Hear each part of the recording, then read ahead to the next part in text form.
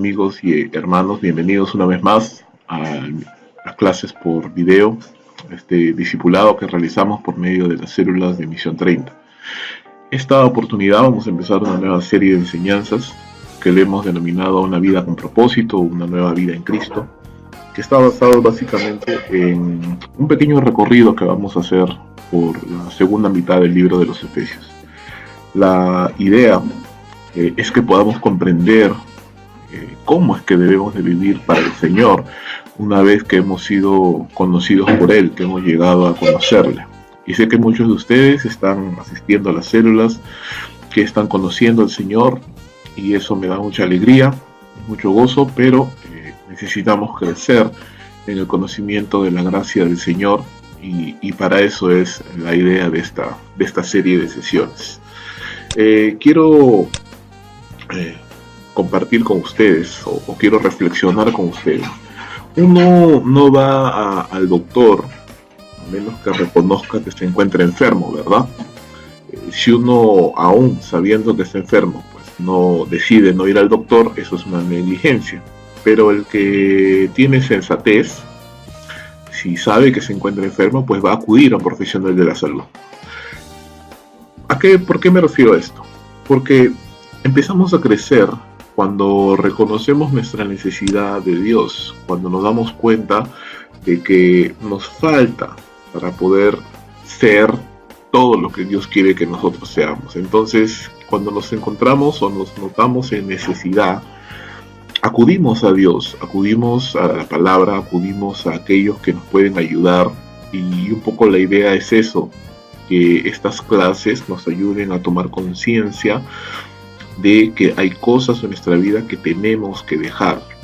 Y digo tenemos porque todos, yo, tú, tenemos cosas que dejar, que abandonar para poder consagrarnos cada vez más al Señor.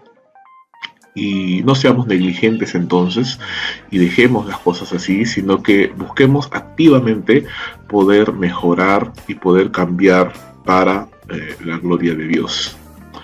Hay un texto que con el cual quiero comenzar esta serie de enseñanzas, y se encuentra en Efesios capítulo 4, verso 17, y lo vamos a leer todos juntos. ¿Qué te parece? Esto pues digo y requiero en el Señor, que ya no andéis como los otros gentiles que andan en la vanidad de su mente, teniendo el entendimiento entenebrecido, ajenos de la vida de Dios por la ignorancia que en ellos hay, por la dureza de su corazón, los cuales después de que perdieron toda sensibilidad se entregaron a la lascivia para cometer con avidez toda clase de impurezas. La idea aquí, al empezar esta sección, Pablo empieza con un mandato, ¿no? Pablo dice, digo y testifico, literalmente, lo que está requiriendo, lo que está solicitando, lo que está exhortando el apóstol Pablo a todos los creyentes, tanto los creyentes efesios de su época, como los creyentes actuales, o sea, nosotros que nos ha tocado vivir en esta era. Es algo sencillo, pero a la vez bastante controversial, bastante revelador, bastante confrontador. Dice, esto quiero, esto requiero, esto mando, esto exhorto en el Señor, que ya no andemos como los otros gentiles. Pablo usa la figura de andar para dar la idea de un estilo de vida, ¿sí? Toma la figura de andar como un estilo de vida.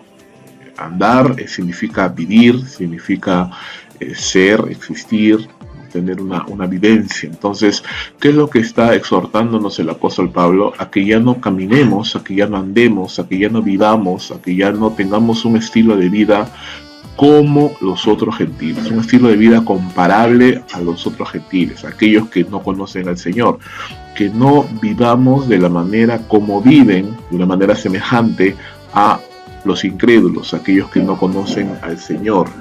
Ellos, dice, andan en la vanidad de su mente. Y eso es algo que primero tenemos que pensar. ¿Qué significa esto? Que el incrédulo tiene una mente vana, vacía e inútil. Ese es el significado de esa palabra. Vana, vacía, inútil. para las cosas espirituales. Aquí hay que aclarar, yo no estoy diciendo que todos los incrédulos son tontos o son incapaces de pensar, no estoy diciendo eso. Hay incrédulos sumamente inteligentes. Es más, el Señor Jesús dijo que los hijos de las tinieblas son en muchos aspectos más sagaces, más hábiles que los hijos de luz. No hablamos de términos intelectuales, ¿no? El hombre es sumamente inteligente, pero me refiero a que el incrédulo tiene el entendimiento espiritual inutilizado, no puede comprender las cosas que son las cosas espirituales. Mira, por ejemplo, este verso que voy a mencionarte aquí. Pablo menciona: pero si nuestro evangelio aún está encubierto, entre los que se pierden está encubierto, en los cuales el Dios de este siglo cegó el entendimiento de los incrédulos, para que no le resplandezca la luz del evangelio de la gloria de Cristo, el cual es imagen de Dios. Entonces, ¿ves? Los incrédulos han sido cegados, no en su vista, sino en su entendimiento, en su manera de comprender, no, de tal manera que no pueden entender, comprender las cosas espirituales básicas para la salvación. No lo pueden comprender, no lo pueden entender, su mente ha sido inutilizada, ¿entiendes? Ahora, este asunto de una mente inútil para las cosas espirituales, la vanidad de la mente, no solamente afecta a gentiles incrédulos, sino también a judíos incrédulos. Toda la humanidad realmente está en esa situación. Acompáñame, por favor, 2 de Corintios capítulo 3, verso 13. Dice con respecto a los judíos: y no como Moisés, que ponía su velo sobre el rostro, para que los hijos de Israel no fijaran la vista en el fin de aquello que había de ser abolido. Pero el entendimiento de ellos se embotó, porque hasta el día de hoy, cuando leen el Antiguo Testamento, les queda el mismo velo no descubierto, el cual por Cristo es quitado. Y aún hasta el día de hoy, cuando se lea a Moisés, el velo está puesto sobre el corazón de ellos. ¿Ves? Los mismos judíos, aquellos que conocían la palabra de Dios, aquellos que habían visto los milagros de Dios, aquellos que habían visto el poder, la grandeza de Dios, tienen el entendimiento, dice Pablo, embotado, un entendimiento aturdido, embrutecido. Es como si alguien estuviese dopado, ¿verdad? No tiene los sentidos alerta, no es una persona que se alerta, sino como somnoliento, no puede comprender. Esta condición no solamente afecta a los judíos, sino también a los gentiles, a aquellos que no hemos nacido en Israel, por ejemplo. 1 Corintios 2:14 dice que el hombre natural no percibe las cosas que son del Espíritu de Dios, porque para él son locura, y no las puede entender porque se han de discernir espiritualmente. ¿Ves? El hombre natural, el gentil, la persona que no conoce al Señor, también dice no puede percibir, no puede comprender, no puede ver las cosas que son del Espíritu de Dios, las cosas espirituales. Ahora, tanto judíos como gentiles, la humanidad en general que no conoce al Señor, se encuentra en esta condición. Y esto es así porque la humanidad voluntariamente ha decidido darle la espalda a Dios, y eso podemos leerlo en Romanos capítulo 1, del verso 21 hasta el 32, Romanos capítulo 3, del 9 al 12, Efesios capítulo 2, verso 1. Hay varios versos que nos hablan acerca de la condición del ser humano sin Dios, y es bastante terrible, es bastante triste la condición de necedad, ¿verdad? Su rechazo a la verdad ha hecho que la humanidad sea insensible, y dice Pablo, volviendo al asunto de Efesios capítulo 4, verso 17, nos dice que el gentil anda en la vanidad de su mente y se ha entregado, dice, con avidez a cometer toda clase de impureza, toda clase de pecado. Es una suerte de espiral descendente por medio de la cual el incrédulo cada vez se degrada más, cada vez se pierde más. Porque hay naciones en las cuales el pecado reina terriblemente, y porque hay naciones que parecieran un poco más desarrolladas, porque todos somos pecadores, pero aquellos lugares donde el pecado se le da rienda suelta y no se le restringe, pues provoca que cada vez caigamos más bajo, ¿no? El drogadicto necesita cada vez más dosis de droga para sentirse mejor. El pornógrafo necesita ver cada vez cosas más extremas para sentirse satisfecho. El infiel no va a dejar de ser infiel. El mentiroso no puede dejar de ser mentiroso. Todas las personas que son esclavos del pecado no pueden dejarlo, están sujetos, es como un yugo, están sujetos a algo que es más fuerte que ellos, entonces les lleva a cometer cada vez peores cosas. Entonces, ¿qué es lo que está diciendo Pablo? Lo que está diciendo Pablo es que la humanidad sin Dios tiene un estilo de vida. Y quiero que notes algo, todos los versos que hemos visto hasta el momento, esos 3-4 versos que hemos leído hasta ahorita, nos hablan de cosas que suceden, de capacidades o no capacidades que el hombre tiene en su mente. Dice que el hombre incrédulo no puede comprender. ¿Y cómo comprendemos? Con la mente. Nos dice que el hombre que no conoce al Señor no entiende, tiene el entendimiento embotado. Y la capacidad de la mente para comprender las cosas de Dios es muy importante y es la base desde donde debe fluir una nueva vida en Cristo. ¿A qué me refiero? Pablo está comparando la mentalidad, el entendimiento del incrédulo con respecto al entendimiento de aquel que ha conocido al Señor, y el entendimiento del incrédulo pues está perdido. Y llega a la siguiente conclusión, Pablo: que nosotros como creyentes no debemos hacer estas cosas. ¿Por qué? Porque el incrédulo tiene una mente vana, inútil, incapaz de comprender las cosas espirituales. El incrédulo tiene el entendimiento entenebrecido, quiere decir que es incapaz de razonar correctamente. El incrédulo vive ajeno a la realidad y al poder de la presencia de Dios en su vida, y se ajenos de la vida de Dios por la ignorancia que en ellos hay. El incrédulo tiene el corazón endurecido, quiere decir que es reacio a obedecer a Dios, a hacer lo bueno, a humillarse ante Dios, a humillarse ante los demás. Tiene el corazón duro, orgulloso. El incrédulo no tiene sensibilidad para las cosas espirituales, ya lo hemos mencionado en su momento, no comprende, no entiende. El incrédulo, por último, es preso del pecado, de la lascivia y de la impureza. Es muy diligente, pero muy diligente para hacer lo malo. Es muy esforzado, pero esforzado para hacer lo malo. Entonces, y Pablo dice, no andemos en ese estilo de vida. ¿Por qué? Porque, hermano, el creyente ya ha sido justificado, ya ha sido regenerado, ha recibido una nueva mente, ha recibido un nuevo corazón. En otras palabras, y haciéndolo más personal, hermano, hermana, si tú le has entregado tu vida a Cristo Jesús por la fe, la Biblia dice en 2 Corintios 5:17 que eres una nueva criatura, eres una nueva creación, una nueva persona, diferente. Lo que pasó en el pasado en tu vida ya no debe pasar más. Lo que estuvo en el pasado quedó en el pasado. Ahora, dice este verso, todas las cosas son hechas nuevas. Entonces, empiezo una nueva vida en Cristo Jesús.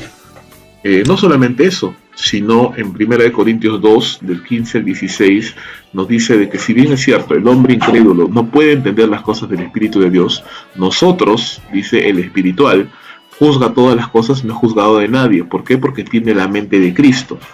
¿Qué significa? Que nuestra mente ahora ha sido capacitada para poder comprender las cosas espirituales y relacionarse con Dios como nuestro Padre, como lo hizo Jesús aquí en la tierra. ¿Qué más? Ezequiel capítulo 36, del 26 al 27, hay una hermosa promesa, dice que Dios nos dará un corazón nuevo, un espíritu nuevo pondrá dentro de nosotros y escribirá nuestra ley en nuestra mente y en nuestro corazón para que podamos obedecer a Dios.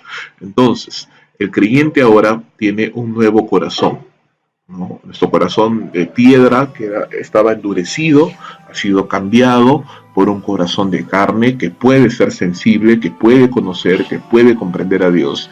Y nuestro espíritu ha sido vivificado, ha sido renovado, ha sido regenerado para que ahora sí podamos tener vida espiritual.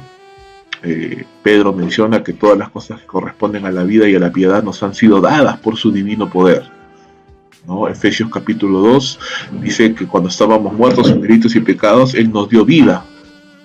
Él nos ya trajo a la vida, nos vivificó.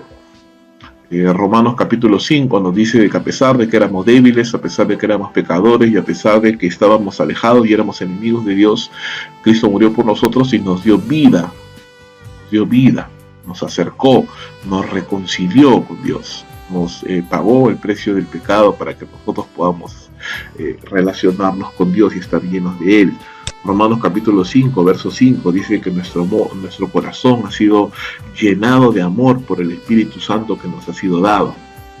¿Ves? Esa es la realidad de nosotros los creyentes. Ahora, la Biblia también enseña que el creyente, aún en medio de esas hermosas bendiciones que ha recibido, también mantiene o aún mantiene la naturaleza pecadora dentro de sí. Pablo batallaba con eso y decía: en mi mente yo deseo servir a Dios, pero veo una ley en mi cuerpo que me lleva hacia desobedecerle, y hay una batalla. Gálatas capítulo 5 dice que no andemos en la carne sino en el Espíritu, porque la carne, el deseo de la carne es contra el deseo del Espíritu, y estos se oponen entre sí para que no hagamos lo que querramos, y hay una batalla. Pedro dice a los creyentes que como extranjeros y peregrinos en esta vida batallemos, dice, contra las pasiones, ¿no? que luchan en nuestra alma. Entonces, hay una batalla espiritual, y tenemos que entender que esa batalla empieza desde nuestra mente, desde las convicciones y creencias y pensamientos que subyacen a toda decisión que tomamos a lo largo de la vida. Porque, hermano, nosotros no somos robots, no somos animalitos que andan por allí simplemente reaccionando al medio ambiente. No, somos seres humanos pensantes que actuamos según lo que creemos y según lo que pensamos. Tal vez a veces ya ni siquiera lo pensamos porque se han vuelto patrones de conducta inconscientes, pero son cosas que al final creemos muy profundo dentro de nosotros. Entonces, esas creencias, esos pensamientos, esos patrones de conducta deben ser cambiados, deben ser transformados por medio de la verdad de Dios, para que nuestros sentimientos y nuestras acciones también puedan cambiar, y eso demanda una decisión firme de nosotros, de nuestra voluntad. Eso toma tiempo, decisión y mucha paciencia de nosotros los creyentes, pero justamente por eso es que queremos empezar esta serie, para que a lo largo de las semanas podamos comenzar a cambiar nuestra manera de pensar y no andemos en la vivencia de los incrédulos, porque no hay nada más triste que un creyente que ha sido salvado de este mundo de pecado, que vuelve a caminar en este mundo de pecado. Es una incongruencia total. Dios no nos llamó a eso. Dios nos llamó a cosas más elevadas, a cosas más grandes, a mejores cosas. Y con respecto a este tema de andar, mira por favor lo que dice la palabra del Señor. Hay varios textos que nos animan a caminar en una nueva vida. Mira, Levítico 20:23, Dios le dijo a su pueblo: no andéis en las prácticas de las naciones que yo echaré delante de vosotros, porque ellos hicieron todas estas cosas y los tuve en abominación, ¿no? Una advertencia muy clara que Dios le dijo a su pueblo al momento de entrar a la tierra prometida es que en la tierra prometida hay bendición, pero también hay tentación, hay la posibilidad de olvidarnos de Dios y de empezar a practicar o de volver a practicar las cosas que el mundo practica. Y el Señor le dijo: no caminen en esas prácticas, no imiten las cosas de este mundo. Josué, dice la palabra del Señor: solamente que con diligencia cuidéis de cumplir el mandamiento y la ley que que Moisés, siervo de Jehová, os ordenó, que améis a Jehová vuestro Dios y andéis en todos sus caminos, que guardéis sus mandamientos, le sigáis a él y le sirváis de todo vuestro corazón y de toda vuestra alma, ¿verdad? Entonces, aquí está mucho más claro el concepto de que amar a Dios está íntimamente ligado con caminar en las cosas que a Dios le agradan, que es un sinónimo de guardar sus mandamientos, de seguirle, de servirle, y todas estas cosas están encadenadas, ¿verdad? Es un estilo de vida, es una dirección hacia la cual yo debo de dirigir mi vida, mis pensamientos, mis sentimientos, mi voluntad. Yo debo decidir: a partir de ahora voy a empezar a vivir para Dios, voy a cuidar mis ojos, voy a cuidar mis manos, voy a cuidar mi corazón, voy a cortar todo tipo de amistad que no me conviene, voy a cortar todo tipo de hábito que me hace retroceder, voy a tomar decisiones conscientes de poder hacer la voluntad del Señor. Otro texto, Pablo dice: yo pues, preso en el Señor, os ruego que andéis como es digno de la vocación con que fuisteis llamados, ¿no? Hay un tipo de comportamiento que se espera del creyente. El creyente no puede vivir en el mismo estándar bajo, pecador, inmoral, del mundo incrédulo. El creyente debe vivir en un estándar superior porque ha sido llamado a una vocación superior, diferente, a un llamado distinto. Efesios 5:15 dice: mirad pues con diligencia cómo andéis, no como necios, sino como sabios. El necio no tiene cuidado de cómo dirige su vida. El sabio pone cuidado a lo que está haciendo, pone cuidado a lo que piensa, pone cuidado a las cosas que lee, a las cosas que a los lugares que frecuenta, a los amigos que tiene. Entonces, andemos como sabios, no como necios. El necio no tiene, ni siquiera piensa dónde va, no sabe qué hace, pero el sabio sí. Y eso nos manda la palabra del Señor. Y por último, dice Colosenses capítulo 1, verso 9, por lo cual también nosotros, desde el día que lo oímos, no cesamos de orar por vosotros y de pedir que seáis llenos del conocimiento de su voluntad, en toda sabiduría e inteligencia espiritual, para que andéis como es digno del Señor, agradándole en todo, llevando fruto en toda buena obra, creciendo el conocimiento de Dios, fortalecidos para todo poder, con todo poder, conforme a la potencia de su gloria, para toda paciencia y longanimidad. Pablo dice que desde que oyó acerca del testimonio de los colosenses, no dejó de orar por ellos. ¿Y por qué oraba? Oraba, dice, para que ellos puedan conocer a Dios en toda sabiduría e inteligencia espiritual. Y mira, no solamente se quedase ese conocimiento en la mente, sino que se tradujese en un estilo de vida coherente con esos pensamientos. No tiene sentido llenar mi mente de versos bíblicos, saber las doctrinas, saber defenderlas, si no vivo conforme a lo que creo. No tiene sentido. Entonces Pablo está articulando estos dos conceptos de una manera maravillosa. Dice, él ora para que los creyentes sean llenos de conocimiento, pero también dice que ese conocimiento tiene que llevarme, y por eso usa la cláusula de conclusión para que ese conocimiento me lleve a ¿qué? A andar como es digno del Señor. Entonces, la doctrina aplicada y entendida correctamente debe de llevarme a una práctica correcta. La ortodoxia debe de llevarme a la ortopraxis. El conocimiento verdadero debe llevarme a una práctica correcta. ¿Y cuál es la práctica correcta para el creyente? Dice, andar como es digno del Señor. ¿Y cómo es eso? ¿Qué es andar como es digno del Señor? Agradándole en todo, llevando fruto en toda buena obra, haciendo buenas obras, creciendo en el conocimiento de Dios, siendo fortalecido con todo poder, tener paciencia, tener largura de ánimo, y luego vamos a ver más cosas, y tú puedes seguir leyendo el libro de Colosenses ahí en los versos 12, 13 y adelante para ver en qué consiste esta nueva vida. Entonces, hermano,